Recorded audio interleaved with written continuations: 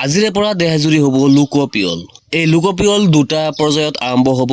প্ৰথম পৰ্যায়ৰ লোকপিয়লটো আজিৰ পৰা আৰম্ভ হ'ব। সুদীৰ্ঘ 16 বছৰ অন্তত আজিৰ পৰা দেহজুৰি লোকপিয়ল।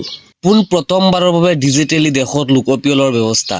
লোকপিয়লৰ লগতে 96 বছৰ পাছত হ'ব জাতিপিয়ল। লোকপিয়ল আৰু জাতিপিয়ল দুয়োটাই একেলগে আৰম্ভ হ'ব। লোকপিয়লত নিয়োজিত দেশৰ 30 লাখ কৰ্মচাৰী। 16 বছৰৰ পিছত দেশত আৰম্ভ হ'ব আজিৰ পৰা লোকপিয়ল। দেশৰ কোটি কোটি জনতাৰ বাবে ডাঙৰ খবৰ।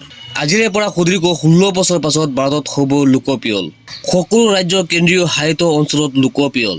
শেষৰ বাৰৰ বাবে 2011 চনত লোকপিয়ল হৈছিল, কিন্তু 2021 চনত হ'বলগীয়া আছিল, কিন্তু কোভিডৰ বাবে হ'ব পৰা নাছিল। আজি 1 এপ্ৰিলৰ পৰা দেশজুৰি প্ৰথম পৰ্যায়ৰ লোকপিয়ল। আজিৰ পৰা 30 ছেপ্টেম্বৰৰ ভিতৰত সম্পূৰ্ণ হ'ব প্ৰথম পৰ্যায়ৰ লোকপিয়ল। লোকপিয়লৰ লগতে সুদীৰ্ঘ 96 বছৰৰ পাছত ভাৰতত হ'ব জাতিপিয়ল। ৰাজ্যসমূহে 30 দিনৰ ভিতৰত সম্পূৰ্ণ কৰিব লাগিব লোকপিয়ল। স্বাধীনতাৰ পাছত প্ৰথমবাৰৰ বাবে ভাৰতত জাতিপিয়লৰ ব্যৱস্থা কৰা হৈছে। 1931 চনত প্ৰথমবাৰৰ বাবে জাতিপিয়লৰ ব্যৱস্থা কৰা হৈছিল। দেশজুৰি 30 লাখ কৰ্মচাৰীয়ে মোবাইল এপ যোগে কৰিব জনগণনা। প্ৰথম পৰ্যায়ৰ লোকপিয়লত সম্পূৰ্ণ কৰা হ'ব গৃহ গণনা। প্ৰথমবাৰৰ বাবে ডিজিটেলি লোকপিয়লৰ ব্যৱস্থা থাকিব দেশত। 2011 চনত যেতিয়া লোকপিয়ল হৈছিল তেতিয়া ডিজিটেল ব্যৱস্থা নাছিল।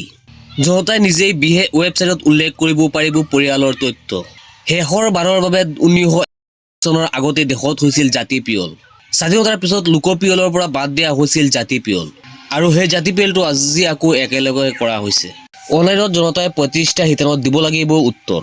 বাসগৃহৰ গঠন, খোৱাপানীৰ উৎস, খাদ্য সম্পৰ্কত দিব লাগিব প্ৰশ্ন উত্তৰ। 2027 চনৰ ফেব্ৰুৱাৰীৰ পৰা আৰম্ভ হ'ব দ্বিতীয় পৰ্যায়ৰ জনগণনা। 2027 চনত সম্পূৰ্ণ হ'ব লোকপিয়লৰ সমগ্ৰ প্ৰক্ৰিয়া। দেশৰ কোটি কোটি জনতাৰ বাবে ডাঙৰ খবৰ। আজিৰে পৰা সুদীৰ্ঘ 16 বছৰৰ পাছত ভাৰতত লোকপিয়ল হ'ব। আজি 1 এপ্ৰিলৰ পৰা দেশজুৰি প্ৰথম পৰ্যায়ৰ লোকপিয়ল। লোকপিয়ল দুটা পৰ্যায়ত আৰম্ভ হ'ব। আৰু আজিৰ পৰা যিটো আৰম্ভ হ'ব এইটো যে প্ৰথম পৰ্যায়ৰ লোকপিয়ল। 2021 চনত চেনচাছ বা লোকপিয়ল আৰম্ভ কৰিব পৰা নাছিল কোভিডৰ বাবে। সেইবাবে আজিৰ পৰা আৰম্ভ হ'ব প্ৰথম পৰ্যায়ৰ লোকপিয়ল। লগতে হ'ব জাতিপিয়ল। যিটো জাতিপিয়ল হ'বলৈ গৈ আছে 96 বছৰৰ পিছত। প্ৰথমবাৰৰ বাবে হৈছিল 1931 চনৰ আগতে। লোকপিয়লৰ লগতে সুদীৰ্ঘ 96 বছৰৰ পাছত ভাৰতত হ'ব জাতিপিয়ল। এই জাতিপিয়লত গণনা কৰা হ'ব কিমানজন মানুহ কোনটো ধৰ্মৰ আছে, কোনটো জাতিৰ আছে, সম্পূৰ্ণ তথ্য দাঙি ধৰা হ'ব এই জাতিপিয়লত। ভাৰত স্বাধীন হোৱাৰ পৰা আজিলৈকে জাতিপিয়ল হোৱা নাছিল। আজি প্ৰথমবাৰৰ বাবে জাতিপিয়ল হ'বলৈ গৈ আছে ভাৰতবৰ্ষত। যিহেতু জাতিপিয়ল হোৱা নাছিল সেইবাবে সঠিকভাৱে ক'ব পৰা নাছিল যে কোনটো ধৰ্মৰ কোনটো জাতিৰ বেছি মানুহ আছে।